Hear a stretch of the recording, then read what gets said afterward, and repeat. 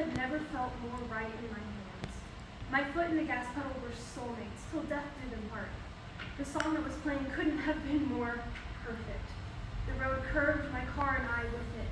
The rubber of the wheels against the pavement were harmonious.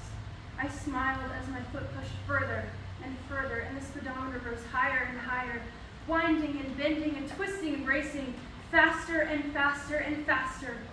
And then, nothing. My hands and the wheel separated. My foot and the gas pedal now enemies. The song had changed and the harmonies conflicted. The rubber and pavement screeched against each other. A pole in my car became one, and in silence. The only sound left was my heart. Thump, thump, thump, thump, thump, thump. I placed my hand over my chest, hoping to quiet the thunderous beast within. I took in my surroundings. My car was stopped on the side of the back road. The pole I had run into was no longer stuck and standing. Connected to it, power lines.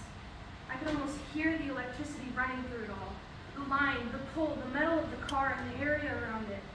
I was stuck, trapped in a deadly force field, except instead of keeping things out, I was kept in.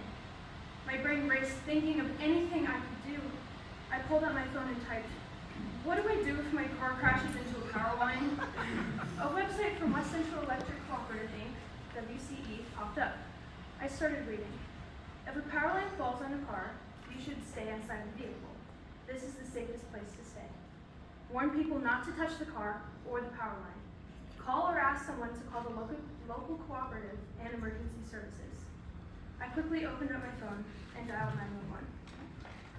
I waited for what felt like forever, impatiently waiting for help to arrive.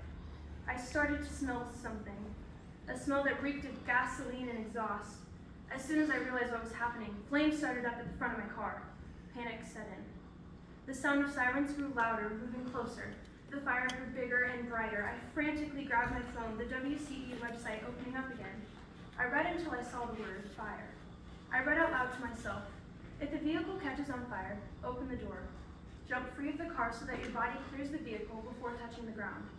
Once you clear the car, shuffle at least 50 feet away with both feet on the ground."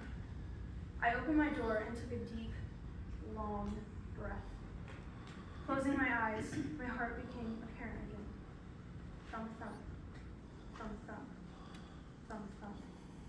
I knew that if I waited any longer, my car and I would reach an end together. I breathed in the smoky air one last time, and I leapt from my car.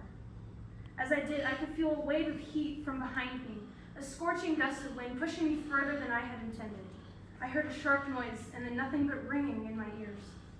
Luckily, I managed to land on both feet, shuffling as soon as I landed to make sure I met the 50-foot mark.